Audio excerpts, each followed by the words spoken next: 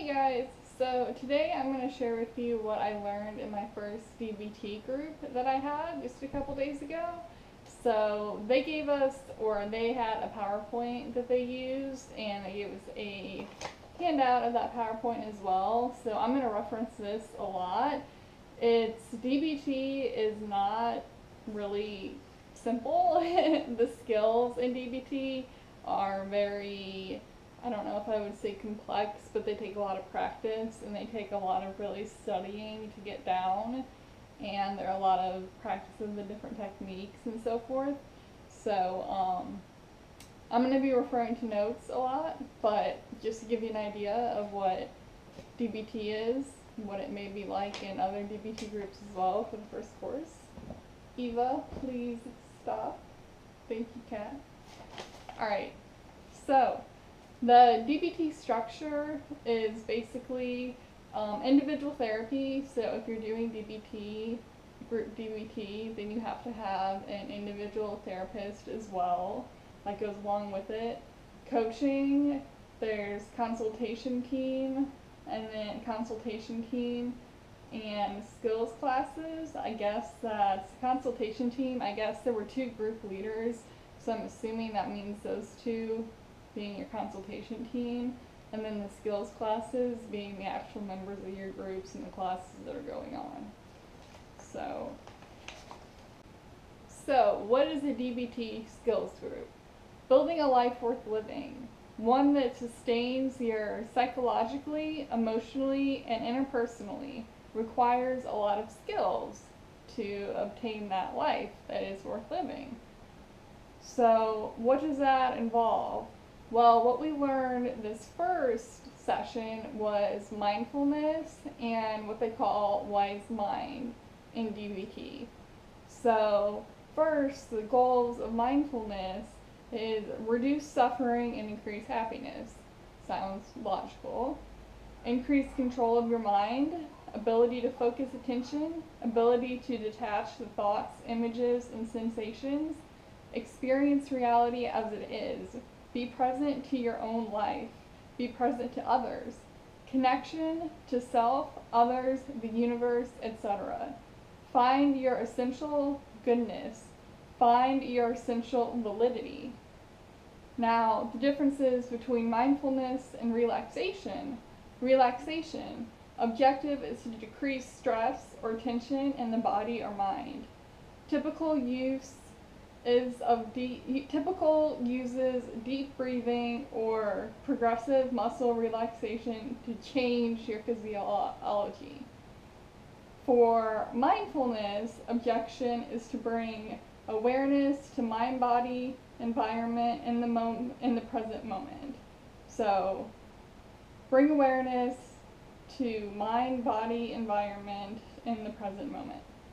Sorry, this font is so tiny, I feel like I need reading glasses right now. And also, what's different with mindfulness is it calls on the practitioner to accept their thoughts and feelings without having to change them.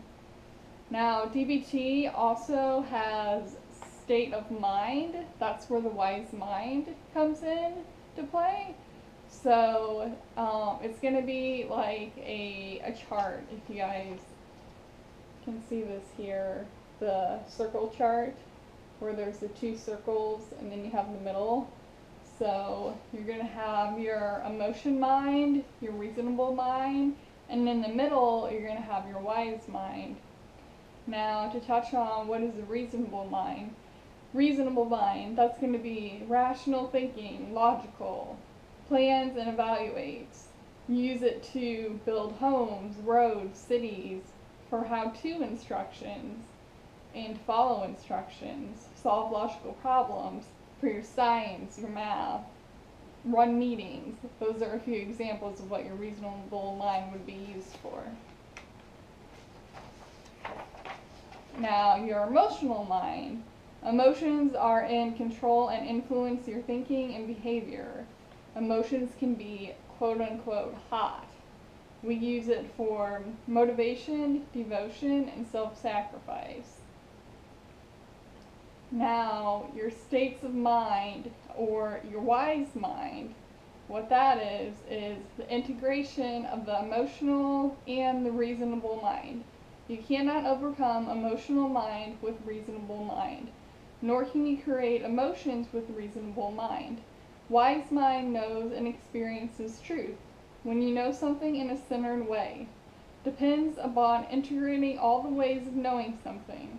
So, by observing, analyzing logically what we experience in our bodies, by knowing what we do, and by intuition. That's all going to be your wise mind.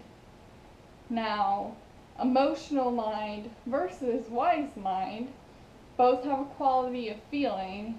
Intense emotions can mimic the stable, cool certainty of knowing. However, if the intense emotion is obvious, suspect emotion mind. Give it time. If certainty remains once you are feeling calm and secure, expect the wise mind. So there's kind of a nutshell of what the wise mind is. No, it's really, to me, it's sort of a difficult concept to grasp. I need to do more research on it personally, but just from the handouts and what was talked about in class, that's pretty much what they gave me as an answer. I actually asked in class, okay, so what is wise mind? Because I kind of get it, but I kind of don't. And what one of the leaders basically just told me was, he told me that pie chart here, or wise mind is going to be, or not that pie chart, that circle chart. Your wise mind is going to be the balance between your emotional mind and your reasonable mind. So your wise mind is in between there. That's what your goal is.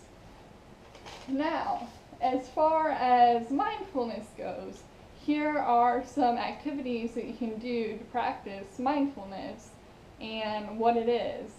Mindfulness is awareness of yourself. It means you're fully present, your acceptance of your others and yourself. You're non-judgmental. You're noticing without judging or clinging. Your willingness, or you're open to experience, and you're just rolling with the punches. Now, what's not mindful is if you're unaware, if you're distracted, if you're resistant, if you're shut down, judgmental, reactive, impulsive, you're just on autoplane, if you're zoning out, if you're ruminating thoughts, if you're trying to push things out and just ignore them, if you're clinging to a moment, or if you're avoiding. Now, there's so many more things that are not mindful than are mindful. So again, this is something that you can look up for mindfulness. They gave us actually a really good resource that I haven't checked out yet, but I will also put a link to it down below, and it's called livemindfully.blogspot.com. So that gives you a lot of mindful activities and gives you more definitions. Now, I also asked in class, okay, so what are some examples of being mindful? At first they did the deep breathing. Well, okay, everyone thinks of deep breathing when you're thinking of being mindful, but what else is there? Well, there's a lot. Body focus, Tai Chi, yoga, anything like that where you're intense focusing. Using the five senses, anything, any kind of spiritual practice, participation in something, whether it be a puzzle, writing poetry, or reading if you're really engrossed in a book. Not just reading like your school textbooks, but actually like if you're into a novel or something like that where you're really focusing on nothing but the book. Journaling. You can also count your urges. That's something to be mindful of. Do something in slow motion, and do something with your non-dominant hand. So I thought those last two were really interesting. So anyway, that is what I learned on my first DBT group session, is wise mind and mindfulness. And if you have any questions between the two, because they are different, ask me and I'll try and give you an answer. I explained it the best that I can, I think, hopefully, based off of my notes. and what I learned in class. It's sort of, like I said, not the easiest concept to explain. Hopefully these next modules will be a little bit more cut and dry. I don't know, maybe it's just me, maybe it made total sense. But that's session 1, so I hope you guys got something out of this, and I hope you look forward to session 2 and what I can bring back to you guys on what I learned. And please subscribe so you will be able to view that, and I will talk to you guys all later in my next video. Bye.